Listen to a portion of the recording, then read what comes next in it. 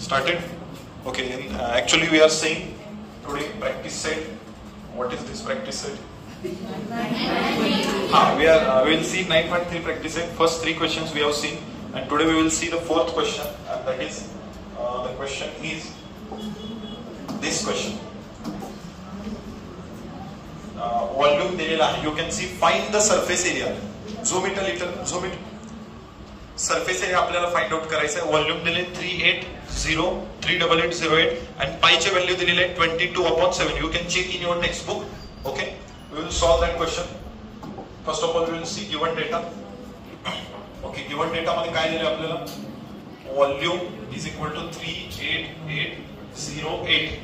Unit काय centimetre cube आणि पाई चे व्हॅल्यू किती दिलेले आहे? What is pi? 22/7 is the value of pi. आणि विचारलंय का आपल्याला टोटल सरफेस एरिया. मग टोटल सरफेस एरिया विचारलाय. टोटल सरफेस एरियाचा फॉर्म्युला काय असतो? 4πr².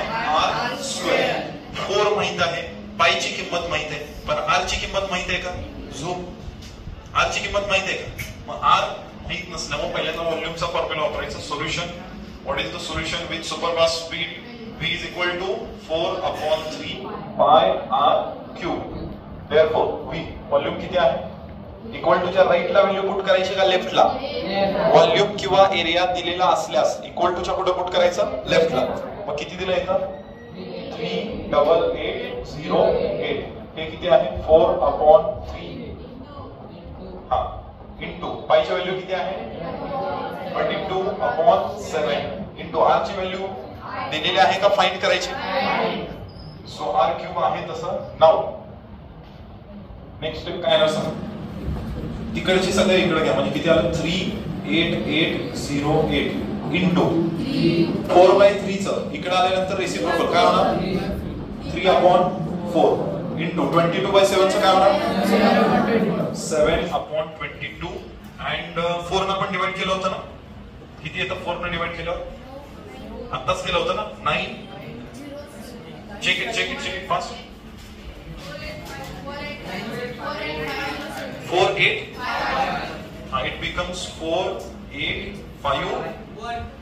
How it will work? You're telling wrong. 90 something होतं.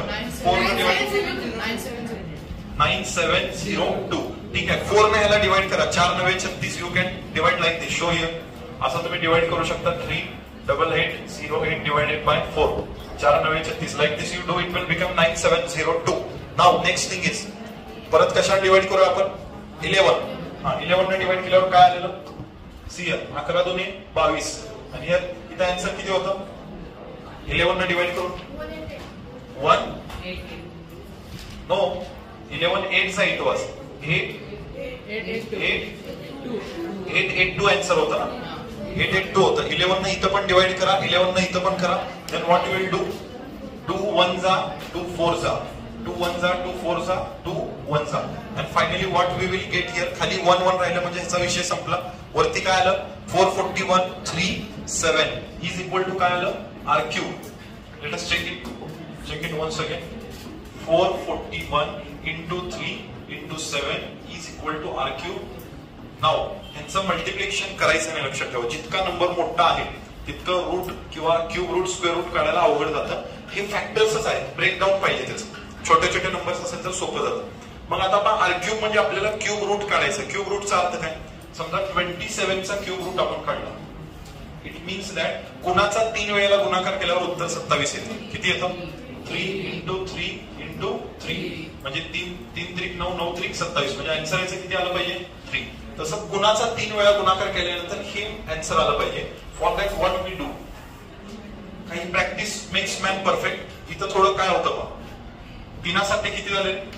21 इंटू ह्याचं ब्रेकडाऊन करतो. 441 कुणाचा स्क्वेअर आहे?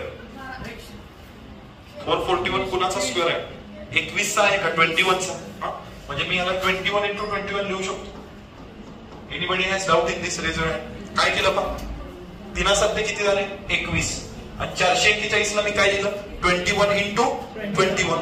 मग 21 3 वेळेला लिहिलं म्हणजे मी त्याला काय लिहू शकतो? 21⁻3. जसं बघा 5 3 वेळेला असेल 5 into 5 into 5 तर आपण काय लिहितो? 5 चा क्यूब. तसं 21 3 वेळेला आहे 21 raise to 3 is equal to R cube. आणि लास्ट स्टेप जसं टेकिंग स्क्वेअर रूट असतं तसं टेकिंग क्यूब रूट. तर दोन्हीकडचे हे क्यूब क्यूब कट होतात. Answer will be 21 is equal to R, that is R is equal to 21 centimetre. R मिळालं पण सोल्युशन मिळालंय का अजून नाही. आर मिळाला. आता परत आपल्याला काय फाइंड आउट करायचं, total surface area. Total surface एरियाचा फॉर्म्युला काय, total surface area is equal to 4 pi R square. Therefore 4 into, याच्यामध्ये इंटू असतं, पायची व्हॅल्यू किती आहे 22/7 आणि आर किती मिळाला आपल्याला 21. एक वेळा लिहायचं का दोन वेळेला, दोन वेळेला का लिहायचं, स्क्वेअर आहे म्हणून we write it 2 times. Now who will take next step. 7 न डिवाइड होतं का पा, होतं. हे बघा 7 1 7 7 3 21. खालचा 1 हा संपला म्हणजे ह्या सगळ्यांचं फक्त काय करायचं आता, मल्टिप्लिकेशन.